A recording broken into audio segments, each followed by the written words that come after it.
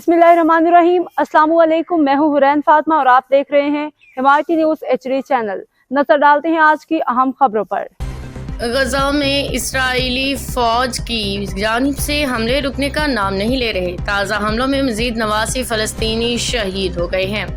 गजा की वजारत सेहत के मुताबिक गुज़श्ता 24 घंटों के दौरान इसराइली हमलों में 89 से ज़ायद फ़लस्तीनी शहीद, 513 जख्मी हो गए हैं। शोधा में 31 इमदाद के मतलाशी अफराद भी शामिल हैं। गजा में कहत की सूरत हाल बरकरार, जहाँ भूख की शिद्दत से मजीद 5 फ़लस्तीनी शहीद हो गए हैं, जिसके बाद जंग के आगाज से अब तक ग़ज़ाई किल्लत से अमवात की तादाद 227 हो गई है, जिनमें 103 बच्चे शामिल हैं।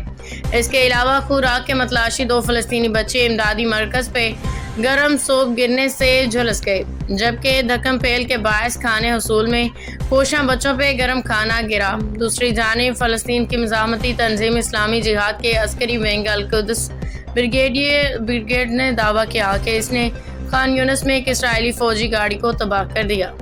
अब तक के लिए इतना ही। मजीद खबरों और अपडेट से बाखबर रहने के लिए देखते रहें हिमायती न्यूज़ HD चैनल।